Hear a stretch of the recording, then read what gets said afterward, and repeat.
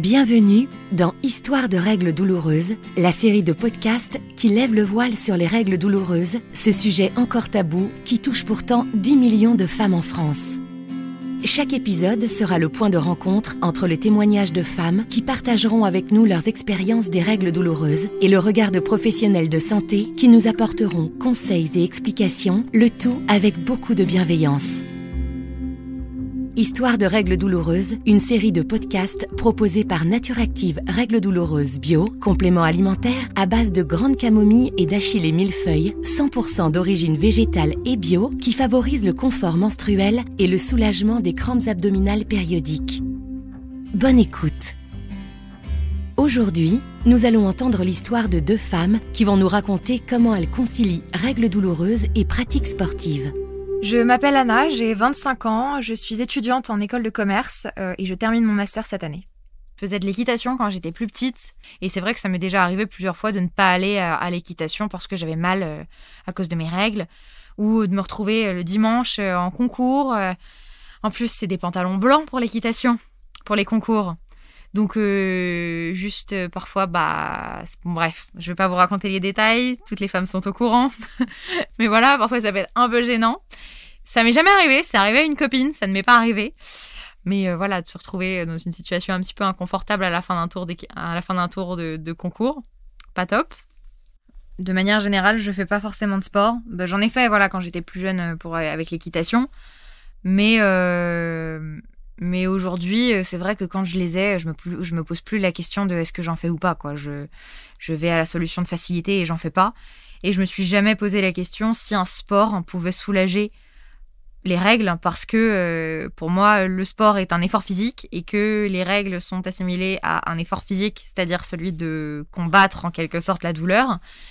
Donc, et puis de toute façon, on est tellement fatigué et on a tellement peu d'énergie. Enfin, en tout cas, je parle pour moi. J'ai tellement peu d'énergie quand j'ai mes règles que j'ai aucune envie de bouger et de faire quoi que ce soit. Donc même si le yoga, parfois ça peut être un sport doux et il y a du yoga un peu plus type stretching, ça à la rigueur, si j'ai envie d'en faire, je vais plutôt me pencher vers du stretching, des étirements. Je dis pas que ça me je vais pas dire que ça me soulage, mais ça me fait pas plus de mal que si je faisais un effort physique plus intense. Je m'appelle Inès, j'ai 20 ans et je suis étudiante en scénographie événementielle et culturelle à Paris. Alors en règle générale, je ne sais pas si les règles et le sport sont compatibles. Maintenant, me concernant, ça a été une sorte de respiration, le sport à l'époque. Donc j'ai fait de la danse pendant plusieurs années, plusieurs types de danse aussi. Donc ça tournait aux alentours de 8 heures par semaine de danse. Et finalement, pendant mes règles, donc c'était compliqué pour moi d'y aller, forcément. Mais sur place, y a le fait de se faire violence et finalement, ça fait vraiment beaucoup de bien. Il y a quelque chose qui se passe qui fait qu'on laisse un peu toute son énergie. Le peu d'énergie qu'on a, on arrive à le transformer. À la fin, on est complètement cassé. Mais il y a le fait d'avoir fait quelque chose de sa journée qui aide beaucoup aussi dans le moral. Donc, c'est compatible pour moi, en tout cas. J'ai fait plusieurs types de danse. Donc, j'ai fait de la danse moderne jazz, j'ai fait de la danse classique, de la danse contemporaine, de la danse hip-hop urbaine, de la danse orientale. Et je crois que c'est tout, mais c'est déjà pas mal. Et je dirais que celle qui m'a le plus soulagée pendant une semaine de règles, c'était la danse classique, parce qu'il y a une certaine rigueur à avoir. Il y a aussi beaucoup d'étirements dans la danse classique et c'est presque médical en fait ce qui se passe pendant un cours de danse classique pendant une semaine de règles, parce on tire notre corps le plus possible. Et donc dans mes douleurs, par exemple des jambes, du dos et du bas du ventre, ça faisait vraiment beaucoup de bien. J'ai dû louper quelques cours de danse pendant toutes ces années à cause de mes règles. C'est arrivé plusieurs fois. Et j'en ai parlé à mes profs de danse qui ont été toujours très compréhensifs, parce qu'ils ont un rapport aussi au corps qui est complètement différent de toute autre personne lambda, on va dire. Donc ça a jamais été un souci. Maintenant, ils m'ont souvent conseillé en fait de me faire violence justement et de venir sur place pour me soulager.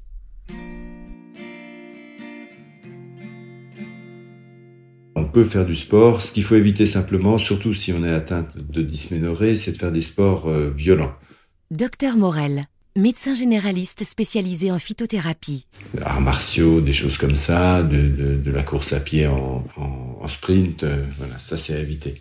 En revanche, si la personne pratique un sport de manière régulière, du footing par exemple, alors je conseillerais de ralentir l'allure ou de marcher. Le vélo, c'est également intéressant parce que ça permet de faire travailler les muscles et puis le travail du petit bassin, donc un travail de souplesse, disons, au niveau du petit bassin, voilà. Mais il n'est pas interdit de faire du sport, bien entendu. Et puis certains sports qui sont pas réellement des sports, mais comme des étirements, stretching, yoga, ça c'est particulièrement conseillé, bien entendu, au contraire, pour permettre de dilater, de détendre, d'assouplir les tissus. Ce qui a été montré, c'est que les étirements abdominaux et dorsaux, par exemple la position du chat et du chien, vous savez, on se met à quatre pattes, et puis on creuse le dos, ou au contraire on bombe le dos, voilà. Et on fait ces mouvements-là dans la souplesse, dans la lenteur, de manière à détendre effectivement tous les muscles qui sont situés autour de la colonne lombaire et également les muscles du bassin, du abdominaux et du petit bassin.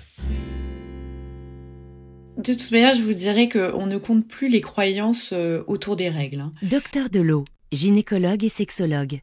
C'est incroyable le nombre de croyances qu'on peut avoir autour des règles et je dirais au niveau du sport, il y a aucune contre-indication à faire du sport quand on a ses règles.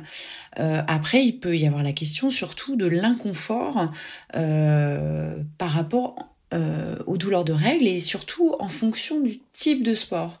Moi, je dirais des sports qui sont très toniques, notamment tous les sports à impact, par exemple de la boxe, des choses comme ça. Je pense que ça peut mettre en difficulté, ou tout ce qui est très très cardio, ça peut mettre en difficulté parce que sur des douleurs, si vous voulez, on va pas être confortable, ça peut vraiment, je dirais, majorer presque les douleurs par un effet, ça peut augmenter à mon sens les douleurs. C'est pour ça que c'est important d'apprendre à en parler, d'apprendre à se sentir en phase avec soi-même, parce que avoir ses règles, ça n'est pas honteux. Donc, s'il y a des personnes qui renvoient une forme de honte, je dirais c'est leur problème, et je dirais ils ont à travailler eux sur leur tabou. Mais quelque part, plus on sera à l'aise avec l'idée de dire les choses, parce qu'il n'y a rien de honteux à ça, et c'est pas une excuse de dire qu'on a ses règles, c'est une réalité. Je veux dire, une femme qui a ses règles, elle a ses règles. Si elle le dit à un homme qui peut pas comprendre, l'homme ne peut pas comprendre, mais tant pis pour lui, quoi. Je veux dire, effectivement, il n'aura jamais de règles. Mais est-ce qu'on a besoin d'avoir ses règles ou d'avoir des douleurs, ou de connaître la douleur pour avoir de l'empathie pour quelqu'un qui est en difficulté? Non. Donc, je dirais, ça témoigne parfois d'un manque d'empathie des personnes. Et plus on en parlera, plus les femmes en parleront, plus les personnes pourront se rendre compte de la proportion de gens que ça impacte. Parce qu'il faut savoir que les règles, c'est la moitié de la population qui les vit. Donc c'est pas anodin. Et qu'est-ce qui fait que on a un tabou qui touche la moitié de la population mondiale? C'est quand même hallucinant. Donc je dirais par rapport à ça, accepter de pouvoir en parler à un entraîneur ou de lui dire écoute, aujourd'hui je vais y aller mollo parce que j'ai mal au ventre, j'ai mes règles. Moi ça me semble tout à fait adapté et naturel. Après, je dirais il y a plusieurs possibilités, c'est-à-dire que soit on se l'adapte directement parce qu'on n'a pas besoin d'en parler et qu'il n'y a pas besoin de le justifier, c'est-à-dire que finalement, si on fait du sport pour soi, est-ce qu'on a besoin de le justifier auprès de qui que ce soit? Pas forcément.